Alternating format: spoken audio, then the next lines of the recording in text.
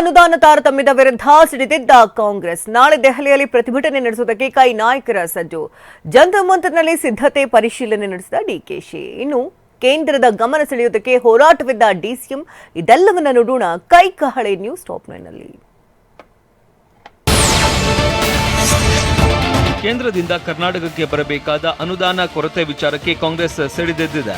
ತಮ್ಮ ಪಾಲು ಕೇಳೋದಕ್ಕೆ ಕೇಂದ್ರ ಸರ್ಕಾರದ ವಿರುದ್ಧ ಪ್ರತಿಭಟನೆಗೆ ಮುಂದಾಗಿದೆ. ನಾಳೆ ಬೆಳಗ್ಗೆ 11 ಗಂಟೆಗೆ ದೆಹಲಿಯ ಜಂತರ್ ಮಂತರ್ನಲ್ಲಿ ಕಾಂಗ್ರೆಸ್ ಸರ್ಕಾರದ ಎಲ್ಲಾ ಮಂತ್ರಿಗಳು, ಶಾಸಕರು ಪ್ರತಿಭಟನೆ ನಡೆಸಲಿದ್ದಾರೆ. ಕೇಂದ್ರ ಸರ್ಕಾರದ ವಿರುದ್ಧ ನಾಳೆ ದೆಹಲಿಯ ಜಂತರ್ ಮಂತರ್ನಲ್ಲಿ ಇಡೀ ದಿನ ಸಿಎಂ ಸಿದ್ದರಾಮಯ್ಯ, ಡಿಸಿಎಂ ಡಿಕೆಶಿ, ಎಲ್ಲಾ ಸಚಿವರು, ಶಾಸಕರು ಸೇರಿ ಇಡೀ ರಾಜ್ಯ ಸರ್ಕಾರವೇ ಪ್ರತಿಭಟನೆ ನಡೆಸಲಿದೆ. ನಿನ್ನೆ ರಾತ್ರಿ ಬೆಂಗಳೂರಿನಿಂದ ಹೊರಟು ದೆಹಲಿ ತಲುಪಿದ್ದ ಡಿಸಿಎಂ ಡಿಕೆ ಶಿವಕುಮಾರ್ ನೇರವಾಗಿ ವಿಮಾನ ನಿಲ್ದಾಣದಿಂದ ಜಂತರ್ ಮಂತರ್ಗೆ ತೆರಳಿದ್ರು. ಪ್ರತಿಭಟನೆ ನಡೆಯುವ ಸ್ಥಳ ಪರಿಶೀಲನೆ ನಡೆಸಿದ್ರು. ಈ ವೇಳೆ ಡಿಕೆ ಸುರೇಶ್, ಯೂತ್ ಕಾಂಗ್ರೆಸ್ ನಾಯಕ ಮೊಹಮ್ಮದ್ ನಲಪಾಡ್ ಸಾಥ್ ನೀಡಿದ್ರು. ನೀವು ಪೋಷಕರಾಗಲು ಕಾಯುತ್ತಿದ್ದೀರಾ? ಚಿಂತಿಸದಿರಿ. ಓಯಾಸಿಸ್ ಫರ್ಟಿಲಿಟಿ 90,000 ದಂಪತಿಗಳ ಜೀವನದಲ್ಲಿ ಸಂತೋಷವನ್ನು ತಂದಿದೆ. 7825893601ಗೆ ಕರೆ ಮಾಡಿ. ಅತ್ಯದ್ಭುತ ರಿಯಾಯಿತಿ ಪಡೆಯಿರಿ ಹಾಗೂ ಎಲ್ಲರಿಗೂ ಗುಡ್ ನ್ಯೂಸ್ ಕೊಡಿ.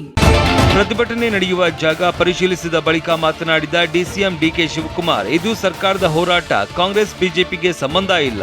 ಕೇಂದ್ರದ ಗಮನ ಸೆಳೆಯುವುದಕ್ಕೆ ಹೋರಾಟ ಮಾಡ್ತಾ ಇದ್ದೇವೆ. ನಮ್ಮ ಅನುದಾನ ನಮ್ಮ ಹಕ್ಕು, ಜನರಿಗೆ ಮನದಟ್ಟು ಮಾಡಬೇಕು ಅಂತ ಡಿಕೆ ಶಿವಕುಮಾರ್ ಹೇಳಿದ್ರು. ಸರ್ಕಾರದ ಪರವಾಗಿ ಇದು ಸರ್ಕಾರದ ಹೋರಾಟ.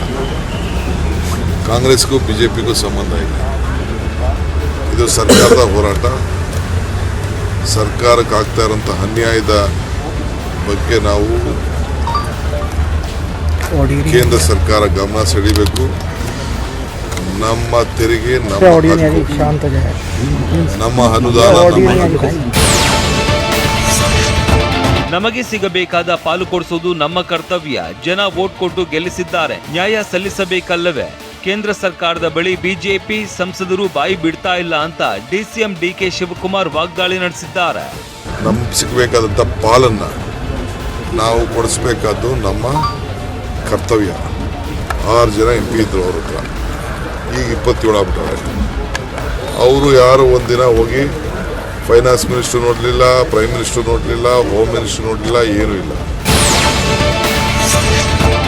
ಇನ್ನು ಕಾಂಗ್ರೆಸ್ನವರು ಸ್ಟಂಟ್ ಮಾಡ್ತಾ ಇದ್ದಾರೆ ಎಂಬ ಮಾಜಿ ಸಿಎಂ ಬೊಮ್ಮಾಯಿ ಆರೋಪಕ್ಕೆ ತಿರುಗೇಟು ನೀಡಿದ ಡಿಕೆ ಶಿವಕುಮಾರ್, ಸ್ಟಂಟ್ ಮಾಡೋದಕ್ಕೆ ನಾನು ಸಿನಿಮಾ ನಟ ಅಲ್ಲ. ಕೇಂದ್ರದ ಬಳಿ ಅನುದಾನ ಕೇಳೋದಕ್ಕೆ ನಿಮಗೆ ಬಾಯಿ ಇಲ್ಲ ಅಂದ್ರೆ ನಮಗಿಲ್ವಾ? ನೀವು ಇದ್ದಾಗ ಏನೂ ಮಾಡಿಲ್ಲ. ಬರ ಪರಿಹಾರಕ್ಕೆ ನಮ್ಮ ಸಚಿವರು ಬೇಡಿಕೆ ಇಟ್ಟಿದ್ದಾರೆ. ಸಿಎಂ ಸಿದ್ದರಾಮಯ್ಯ ಕೂಡ ಮನವಿ ಮಾಡಿದ್ದಾರೆ. ಇದು ಸ್ಟಂಟ ಅಂತ ಕುಟುಕಿದ್ದಾರೆ. ನಾವು ಚಿತ್ರ ಫಿಲಂ ಡೈರೆಕ್ಟರ್ಗಳು ಯಾರು ಇಲ್ಲ, ಫಿಲಂ ಪ್ರೊಡ್ಯೂಸರ್. ಮನರೇಗಾ ಕೂಲಿ ಹಣ ಕೊಟ್ಟಿಲ್ಲ, ಇದು ಸ್ಟಂಟ.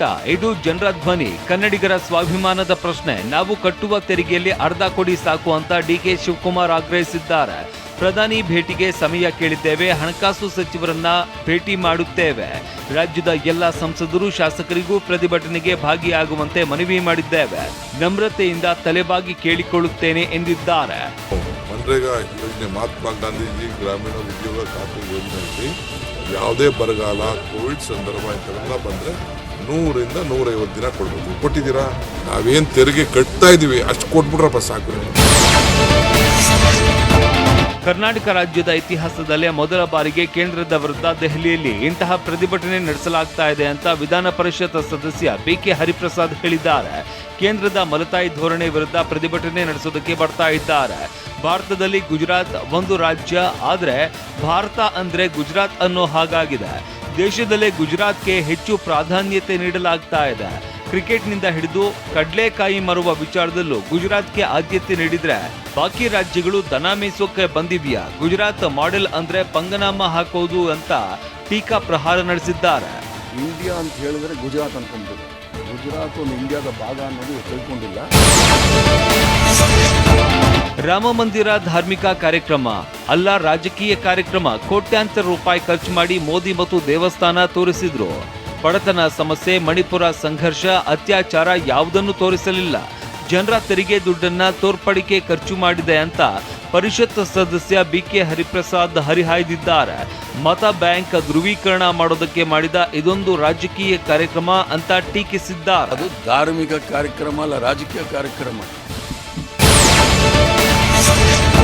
ಕೇಂದ್ರ ಸರ್ಕಾರದಿಂದ ರಾಜ್ಯಕ್ಕೆ ಅನ್ಯಾಯ ಆಗ್ತಾ ಇರೋದು ನಿಜ ಅಂತ ಉಡುಪಿಯಲ್ಲಿ ಇಂಧನ ಸಚಿವ ಕೆಜೆ ಜಾರ್ಜ್ ಆರೋಪಿಸಿದ್ದಾರೆ.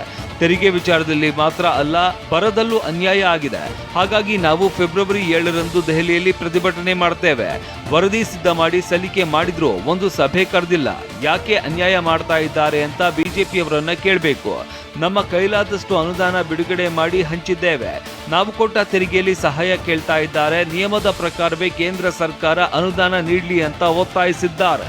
ಬರೀ ತೆರಿಗೆ ವಿಚಾರದಲ್ಲಿ ಮಾತ್ರ ಅಲ್ಲ, ನಾವೀಗ ಬರಗಾಲ ಬಂದಿದೆ, ಅದಕ್ಕೆ ನಾವು ರಿಪೋರ್ಟ್ ಸಬ್ಮಿಟ್ ಮಾಡಿದೆ. ಅದಕ್ಕೆ ಸಮೇತ ಇಲ್ಲಿ ತನಕ ಒಂದು ಮೀಟಿಂಗ್ ಇರಲಿಲ್ಲ. ಅದು ಈ ರೀತಿಯಲ್ಲಿ ಬೇರೆ ಬೇರೆ ಅನ್ಯಾಯಗಳು ಸ್ಟೇಟಿಗೆ ಆಗ್ತಾ ಇದೆ.